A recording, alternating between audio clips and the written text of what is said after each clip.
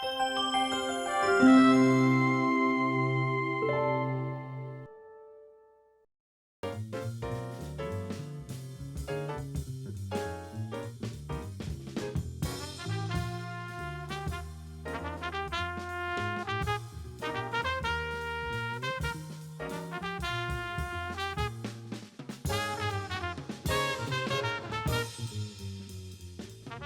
the ambience. It's an existing of something that is almost forgotten, that personal small neighborhood theater. You can go to a big theater, you can go to another place, but the Times and the Avalon maintain an identity that is itself. It has the characteristics of a building that is shown through history of the small theaters.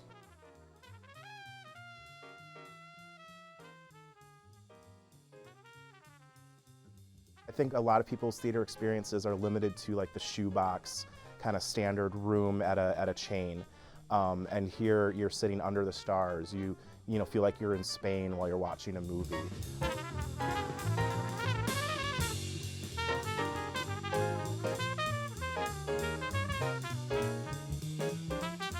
A movie theater in a neighborhood is just as important as having a great coffee shop or a good pharmacy or good restaurants or interesting merchants selling different things. To put some glue to that neighborhood and give it cohesion and help the people that live there identify with the area that they live in.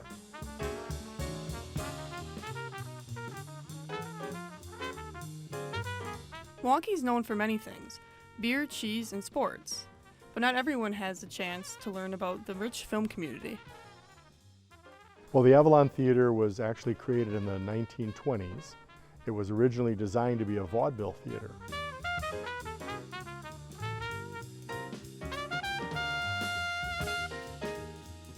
Right about halfway through the construction, however, talking movies were released, and the owner quickly realized this was something big. So they quickly changed all the plans and created a theater that could be used for vaudeville, but could also bring in a screen and show these talking movies as they became released.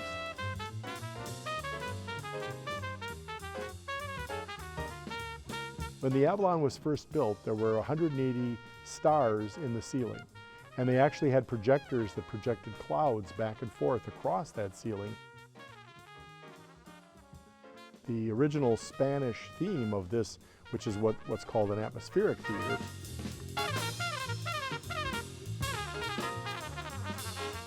that theme kind of gravitated and became more of what I'd call a Mediterranean theme.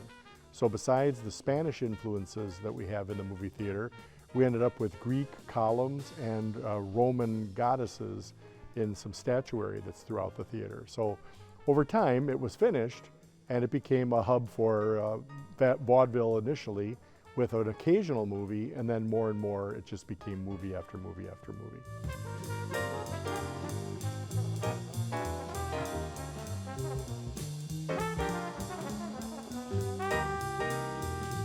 The idea behind an atmospheric theater was that when you went there and sat in the audience, you should feel like you were in a foreign country. And you should also feel like you were outside watching a movie in a foreign country.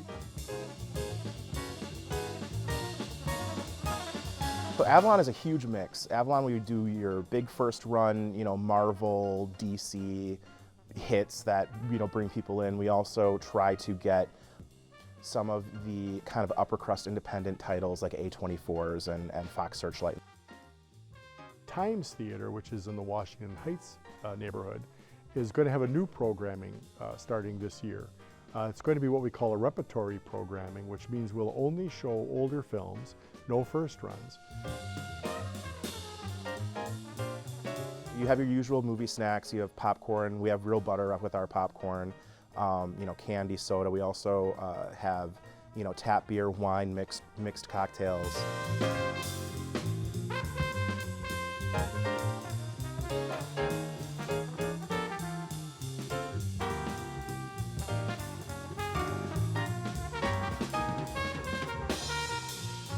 And we have hot foods. So we offer pizzas in all of our theaters.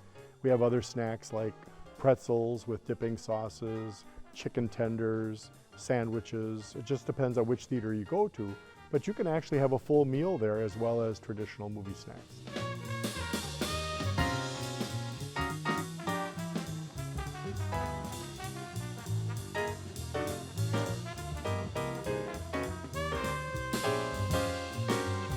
different nights of the week pull a different crowd. What's really interesting at the Avalon, we have a really big Friday crowd. And I know a lot of theaters have a really big Saturday crowd. And there's definitely a drop-off with us on Saturday, which is interesting. So we kind of have this Friday following. People want to just come out here and see whatever is new, you know. And yeah, with those different series, with like the Milwaukee Record and the Second Saturday Classics, we've kind of developed these like different groups of people that have just come to enjoy what we do for them, which is cool. I think they like the idea that there's somebody taking a chance on doing some programming in an atmosphere unlike the typical multi-screen movie theaters, and they like to, you know, support small businesses. Along with the Avalon is another local theater, the Times Cinema, located in historical Wauwatosa. Opened in the 30s. It was the first theater of its kind to have a rear projecting theater in the area, and it kind of evolved here. Now we're another theater in a new age, and it's been open for about 90 years.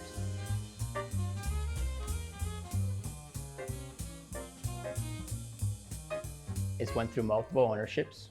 I've been here through 3 ownerships.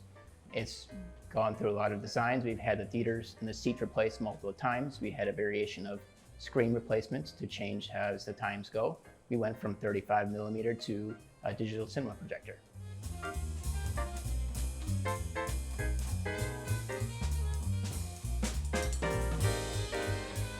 Let's get familiar faces. We have a crowd that really seems to be interested in seeing something unique or something that's a classic, something that is identifiable.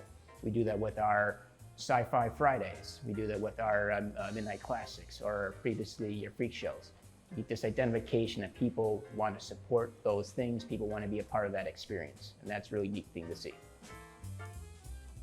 With streaming becoming more popular, theaters have had to navigate to the continuing changes within the industry. Release windows as far as how long it is before a film goes to streaming. It used to be, you know, like 6 months, and now it's a matter, and it could be down to like 2 months or even less at that point. So that's definitely in our minds as far as being competitive and trying to make that experience extra special, give people a reason to want to leave the house and go have an escape. Streaming has provided very easy access in a lot of ways to a lot of people. Things that people might not normally get to see. Yet, you still can't get that same experience of seeing a movie in a theater.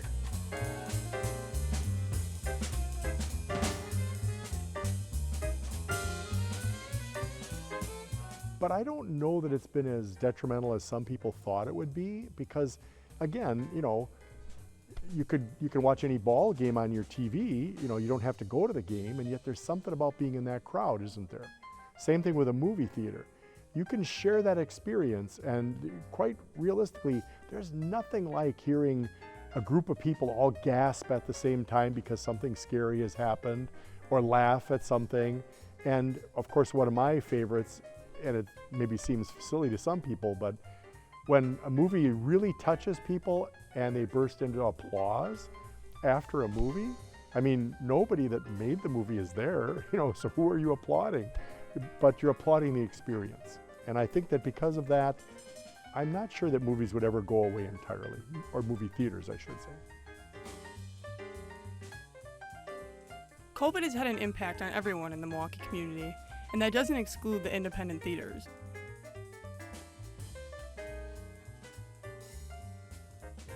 As a small business, to not be able to offer anything to your public means, in effect, you're out of business for a while. And that's difficult. I mean, how do you recover from no revenue during a period where you still have to pay your property taxes and you've got to pay the heating and you know, electric bills and other things? So it was very, very difficult.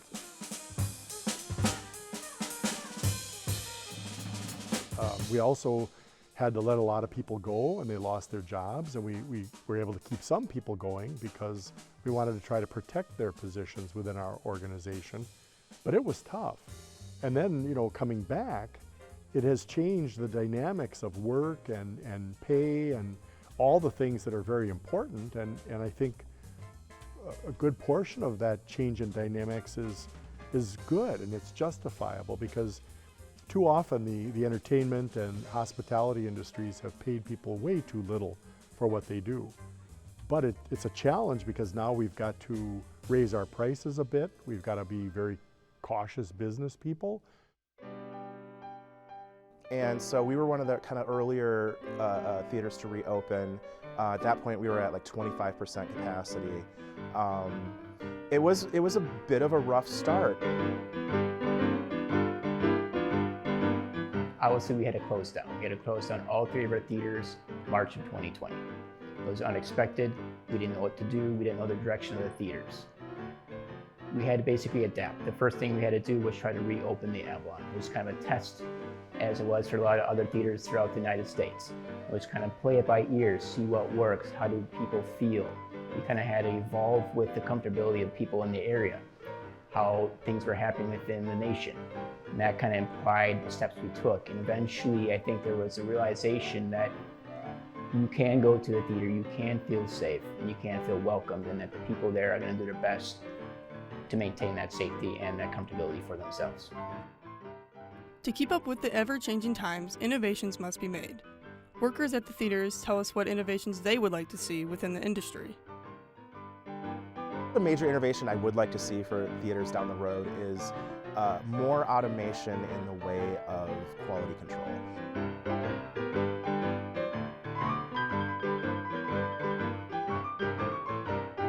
My pet peeve when I go to other theaters is, oh, the volume's too low, or the speakers aren't calibrated correctly, or the focus is slightly off. And that is one of the reasons I actually got into this business, was because I'd be frustrated when I went to a movie. There's something like slightly off with the presentation, and I wanted to get into the projection booth to make it better.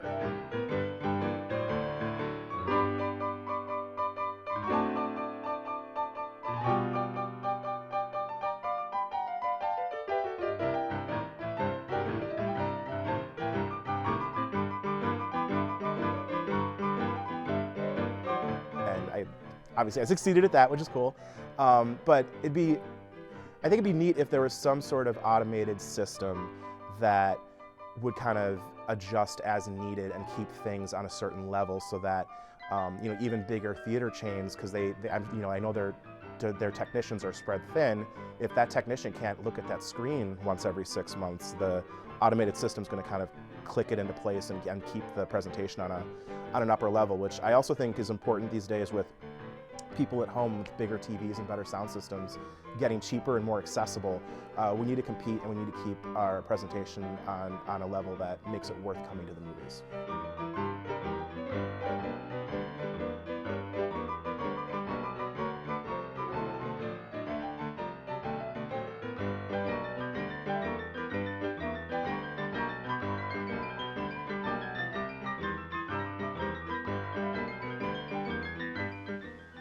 Is the evolution of how film changed, how the industry is changing. Biggest things you're facing streaming, as you mentioned before. The trick is, how do you adapt to that experience? A lot of things is increasing quality, adapting things with type of screen technologies, projectors, making sure that things are evolving in the same pattern as what's being done to make the movies.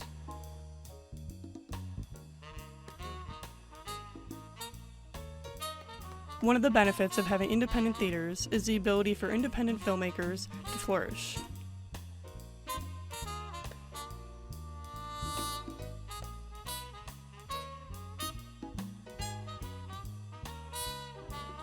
I started making films when I was 13, making skateboarding films and just my friends, and then it kind of grew into something where I wanted to be more constructive with it, and I feel like documentary was kind of that place for any type of change you wanted to see in the world.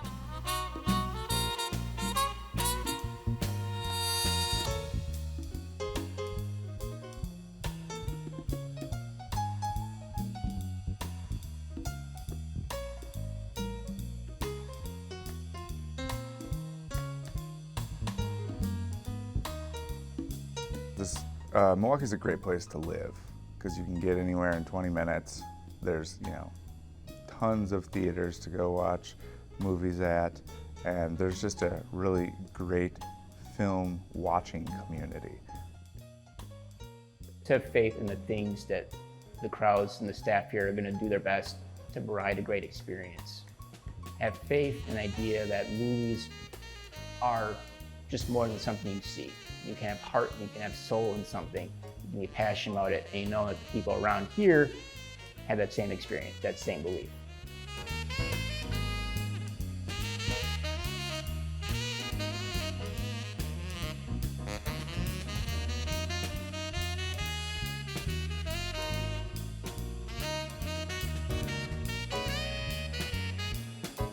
Well, Milwaukee was the home of scores of theaters.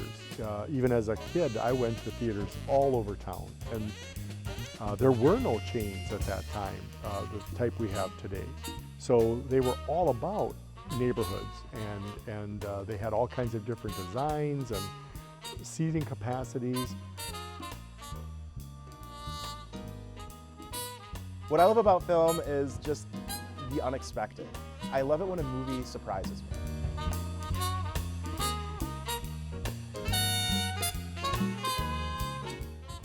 I love the process of making a movie. I love seeing the creativity of a team work together to make something, like a visual effect. What does that involve? What does that do? How does that create an experience on screen?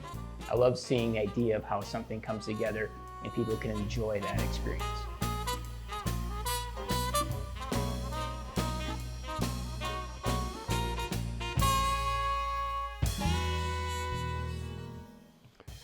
I love that it takes you out of your life for a period of time and allows you to delve into something else, somebody else's life or other people's lives, or some type of new experience that in most cases you won't have in your own life. And that respite, that escape, if you will, from life gives you new energy. It gives you a new thought process that as you go back to your own personal life, you're going back a little bit richer because hopefully it's, as with a good film, you've taken something really interesting out of it that now enriches you as a person.